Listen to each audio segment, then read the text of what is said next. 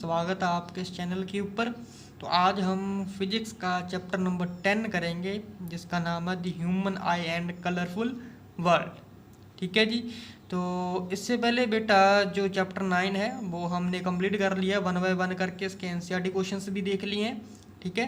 और जो इसकी रे डायग्राम्स हैं बेटा मिरर और लेंस की, वो मैंने अलग से वीडियो डाल रखी है, वो आप जाके चेक कर सकते हो। ठीक है जी। और न्यूमेरिकल्स की भी मैंने वीडियो अलग से डाल रखी है, न्यूमेरिकल्स मैंने अलग से करवाए हैं, रे डायग्राम मैंने अलग से करवाई है। ठीक है जी। तो इसकी जो प्ले लिस्ट है वो भी तैयार है, तो आप प्ले लिस्ट में भी चेक कर सकते हो। हर एक वीडियो में मैंने आप लोगों को बता दिया है कि न्यूमेरिकल्स में साइन कन्वेंशन किस तरीके से यूज़ किए जाते हैं। ठीक है जी। तो चलिए आज की वीडियो शुरू करते हैं। चैप्टर नंबर 10 पढ़ेंगे human I and colourful world. ठीक है जी। तो जैसे कि आप ये डायग्राम देख रहे हो, तो ये डायग्राम बेटा डायरेक्ट जो है 3 नंबर में या 2 नंबर में पूछी जाती है ह्यूमन आई की, आती है एग्जाम में। ठीक है जी। चाहे वो कोई भी बोर्ड हो, ठीक है, सीबीएसई वाला हो, हिमाचल बोर्ड हो, पंजाब बोर्ड हो, कोई भी बोर्ड हो। ठीक है जी। सीबीएसई में ज़्यादातर इस डायग्राम को जो है वो खाली छोड़ के इस तरीके से लाइनें लगा देते हैं, वो कहेंगे इसे डायग्राम को कंप्लीट करो भाई, लेवल करो। ठीक है जी। तो सबसे पहले आता है बेटा ह्यूमन आई। ठीक है। ह्यूमन आई क्या होता है? Human I is a sensory organ होता है। क्या होता है? एक सेंसरी ऑर्गन होता है। It perceives light transfer into electrical signals and send it to brain. तो ये लाइट को बेटा एक इलेक्ट्रिकल सिग्नल में कन्वर्ट कर देता है और साथ में ये ब्रेन को सेंड करेगा। जो ब्रेन है फिर इस इंफॉर्मेशन को इंटरप्रेट करेगा, इलेक्ट्रिकल सिग्नल को, ठीक है, एंड प्रोसेस करेगा इंफॉर्मेशन को एक इमेज की फॉर्म में। ठीक है जी।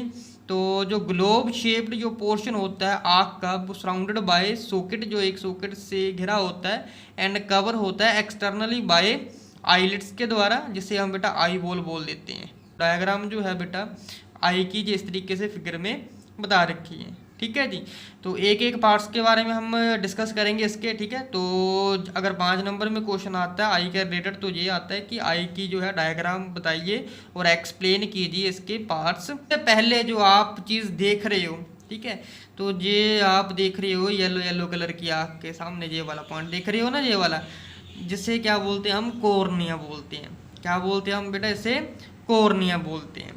तो कॉर्निया जो होता है बेटा वो एक ट्रांसपेरेंट बल्गिंग आउटवर्ड सरफेस होता है। एक ट्रांसपेरेंट सरफेस होता है, यानी कि जैसे आप अगर मान लो आप अपनी आँख को टच करते हो तो सबसे पहले जो चीज़ टच हो रही है आँख में, उसे हम क्या बोलते हैं बेटा? कॉर्निया। उसे हम क्या बोल देते हैं? कॉर्निया बोल देते हैं। ये आई बॉल के फ्रंट में होता है। ठीक है जी। कहाँ होता है? आई बॉल के फ्रंट में। तो पढ़ भी लेते हैं जरा। It is a transparent bulging outward surface in front of eye ball. It is a primary refracting surface of eye. तो एक ये प्राइमरी रिफ्रैक्टिंग सरफेस होता है आँख का, एंड जो लाइट है वो एंटर करती है बेटा आई में इसके थ्रू ही। ठीक है। It has a refractive index. इसका जो रिफ्रैक्टिव इंडेक्स होता है कॉर्निया का 1.37 होता है। तो मोस्ट ऑफ जो रिफ्रैक्शन होती है वो टेक प्लेस कर जाती है outer surface of cornea, cornea के आउटर सरफेस के ऊपर। ठीक है जी।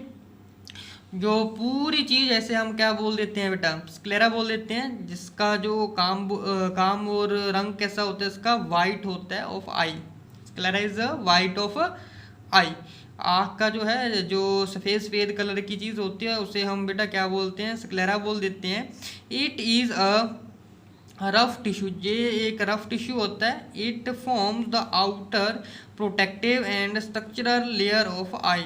तो ये क्या बनाता है बेटा? आउटर जो प्रोटेक्टिव लेयर बनाता है और आँख की जो स्ट्रक्चरल लेयर होती है उसे तैयार करता है जी। It's entire is brown and grooved. तो जो अंदर का जो सरफेस होता है वो इसका ब्राउन कलर का होता है और ग्रूव्ड रहता है। ठीक है जी। तो नेक्स्ट बेटा जब हम कॉर्निया के बाद नेक्स्ट टाइप के ऊपर जाते हैं तो जे वाली चीज़ के ऊपर जाते हैं, यानी कि लेंस से पहले आती है यहाँ पर चीज़, इसे हम बोल देते हैं प्यूपिल। प्यूपिल क्या होता है? Pupil is a hole through which light pass into the eye. तो एक प्रकार का जो होल होता है आँख में जिसके थ्रू क्या जाती है बेटा? लाइट पास होके जाती है आँख के अंदर। It has a diameter ranging between 3 millimetre to 7 millimetre. इसका जो डायमीटर रहता है वो 3 मिलीमीटर से 7 मिलीमीटर तक रहता है। ठीक है जी। प्यूपिल यानी कि बेटा अगर आप अपनी आँख मिरर में देखोगे या फिर दूसरी आँख में देखोगे तो एक सबसे पहले एक डार्क सर्कल होता है, एक डार्क सर्कल होता है ना, इसके अंदर एक और छोटा सा होल होता है ये वाला, इससे हम बोलते हैं प्यूपिल। इसके थ्रू ही लाइट अंदर जाती है आँख के अंदर। ठीक है। तो ये प्यूपिल जो है, अगर आपने कभी नोटिस किया हो कि अगर आप धूप में खेल रहे हो, ठीक है, अगर अचानक आप सीधा छाँव में आ जाते हो या रूम में आते हो तो अंधेरा अंधेरा सा छा जाता है। जब आप रूम में से जाते हो सीधा बाहर इतनी धूप में लाइट में, तो आँखों में थोड़ी सी चुभन सी महसूस होती है। वो किसके कारण होती है बेटा? ये प्यूपिल के कारण होती है। क्या होता है कि जब आप बाहर खेल रहे होते हो तो उसका प्यूपिल का जो साइज़ है वो जो है छोटा हुआ होता है, बिकॉज ऑफ बाहर लाइट ज़्यादा होती है। अब जैसे ही आप लोग रूम में आते हो तो रूम में आने के कारण क्या होता है कि लाइट रूम में डे टाइम जो है कम रहती है, ठीक है, तो वहाँ पर क्या होता है, लाइट की ज़्यादा ज़रूरत रहती है। तो जे तो अपना साइज छोटा करके बैठा होता है, बिकॉज ऑफ बाहर तो लाइट ज़्यादा थी। जैसे रूम में आता है, रूम में लाइट कम थी, इसका पहले साइज़ कम था, तो लाइट इसके अंदर जो एंटर कर रही होती है बेटा वो काफ़ी ज़्यादा कम कर रही होती है, ठीक है, जिसके कारण अंधेरा अंधेरा सा छाया जाता है, ठीक है। तो हार्डली दो चार सेकंड के बाद ये नॉर्मल सी हो जाती है चीज़, ठीक है। यही सेम कारण होता है जब आप बेटा अंदर रूम में से सीधा बाहर जाते हो। रूम में जो है लाइट बेटा कम होती है, ठीक है, तो इसका साइज जो होता है बड़ा हो जाता है ताकि सफिशिएंट अमाउंट ऑफ लाइट इसके अंदर जाए। तो जैसे आप बाहर धूप में जाते हो तो धूप में तो पहले लाइट ज़्यादा होती है और इसका साइज़ भी ज़्यादा हो रखा होता है, तो इसीलिए ज़्यादा लाइट जो है इसके अंदर चली जाती है, ठीक है, जिसके कारण क्या होता है, अभी आंखों में चुभन सी महसूस हो जाती है। तो अगेन 2-4 सेकंडों के बाद जो है बेटा वो सही हो जाता है, ठीक है। तो प्यूपिल के बाद आता है बेटा इरिस। इरिस होती है जो प्यूपिल को, यानी कि ये वाली जो चीज़ होती है इसे लगभग हम इरिस बोल देते हैं। तो ये करता है क्या है, जो प्यूपिल है इसके साइज़ को मेंटेन करके रखता है। आपने थोड़ा सा नोटिस किया होगा कि किसी की आंखें ब्राउन होती है बेटा, ठीक है, ब्लू आंखें काफ़ी कम ही होती है भाई, 1-2% होगी दुनिया में, ठीक है, ब्राउन रंग की होती है, ठीक है, ब्लैक कलर की होती है। वो किसके कारण होती है? वो बेटा इस इरीज के कारण होती है। ये साइड में ये चीज़ दिख रही है डार्क डार्क सी रेड में, तो ये इसी इरीज के कारण होती है, ठीक है। कलर जो होता है आँख में वो इरीज के कारण ही होते हैं। तो iris is a dark muscular coloured part of eye. क्या होता है? एक डार्क मस्कुलर कलर्ड पार्ट होता है आई का, विच कॉन्स्ट्रिक्ट और डायलेट द प्यूपिल, यानी कि जो प्यूपिल है उसके साइज को बड़ा छोटा करती है, ठीक है, साइज को क्या कर देती है, कंट्रोल करती है बड़ा छोटा करने, ठीक है जी। उसके बाद सीधा जैसे आप आगे जाते हो तो आगे आता है लेंस, जिससे हम क्रिस्टलाइन लेंस भी बोल देते हैं, आई लेंस भी बोल देते हैं। तो ये ज़्यादातर बेटा शुगर से मिलकर बना होता है, ठीक है, दूसरी शुगर नहीं, ये शुगर होती है। तो लेंस क्या होता है? लेंस एक transparent elastic structure behind the iris. Iris के पीछे होता है एक ट्रांसपेरेंट स्ट्रक्चर जो कि इलास्टिक होता है, ठीक है जी। It refracts light rays so that they form a clear image at retina. तो ये लाइट को क्या कर देता है? रिफ्रैक्ट कर देता है, ठीक है, क्योंकि लेंस है तो रिफ्रैक्शन होगी, इसमें रिफ्रैक्ट करेगा और एक क्लियर इमेज बना के देगा रेटिना के ऊपर। इट कैन चेंज शेप, ये अपनी शेप को चेंज भी कर सकता है। तो इसका जो रिफ्रैक्टिव इंडेक्स है वो 1.38 से लेकर 1.40 तक रहता है, बिकॉज ऑफ अपना साइज जो चेंज करता रहता है, ठीक है जी। तो ये होता है बेटा आई लेंस। तो इसके साथ ही आई लेंस जो जुड़ा होता है जे वाली इन चीज़ों से, इसे हम बोलते हैं स्लेरी मसल। यही जो स्लेरी मसल है ये हेल्प करती हैं आई लेंस को साइज छोटा या बड़ा करने में, जाने की मेंटेन करने में, स्लेरी मसल्स, ठीक है जी। तो स्लेरी मसल्स कॉन्ट्रैक्ट होते हैं to release tension on the lens. तो टेंशन जो है रिलीज कर देते हैं लेंस के ऊपर जब ये कॉन्ट्रैक्ट होते हैं। वेन द मसल रिलैक्स, जब मसल जो है रिलैक्स हो जाते हैं तो डायमीटर जो होता है कर्वेचर ऑफ लेंस का वो क्या हो जाता है बेटा? इंक्रीज हो जाता है, ठीक है। तो व्हेन मसल कॉन्ट्रैक्ट होते हैं तो कर्वेचर ऑफ लेंस रिड्यूस हो जाता है, ठीक है। तो these changes enable the lens to adjust its focal length. तो यही जो चेंजेस होती हैं तो यही जो कारण बनती है लेंस की फोकल लेंथ को चेंज करने के लिए। हालांकि लेंस अपनी जगह पर ही रहता है, ये नहीं हिलता, इसका साइज छोटा बड़ा होता है। अगर जो मान लीजिए ये खिंचती हैं, खिंचने के कारण क्या होगा? लेंस भी खिंचेगा तो ये लेंस पतला हो जाएगा। अगर ये रिलैक्स मोड में आ गए, यानी कि ये थोड़ा सा इस तरीके से सिंपली रिलैक्स मोड में आ गए, तो ये थोड़ा सा अपने साइज को क्या कर लेगा? मोटा कर लेगा, जिसके कारण इसकी फोकल लेंथ में चेंज हो जाएगी। फोकल लेंथ चेंज हो जाएगी तो बेटा अप्रोक्सीमेट इसकी पावर भी चेंज हो जाएगी। क्यों? क्योंकि पावर जो होती है वो इनवर्सली प्रोपोर्शनल होती है फोकल लेंथ के।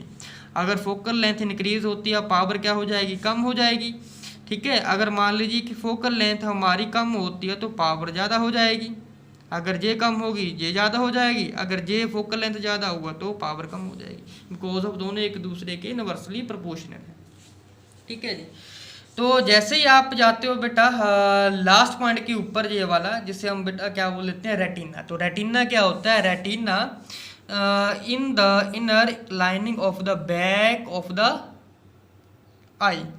तो जो इनर लाइनिंग होती है आई के बैक में, ठीक है, यहाँ पर क्या बनती है, इमेज बनती है। It contain light sensitive cell. यहाँ पर क्या होता है, लाइट सेंसिटिव सेल होती हैं, just like a non digital camera film. तो बिल्कुल एक नॉन डिजिटल जो कैमरा फिल्म है उसी के तरीके का होता है जी। तो ray of light after refraction by cornea and lens are focused on retina. तो लेंस और कॉर्निया के बाद जब लाइट रिफ्रैक्शन होती है लाइट की, तो वो फोकस होती है सीधा रेटिना के ऊपर। तो जो लाइट सेंसिटिव सेल होते हैं रेटिना के गेट एक्टिवेट, तो वो एक्टिवेट हो जाते हैं।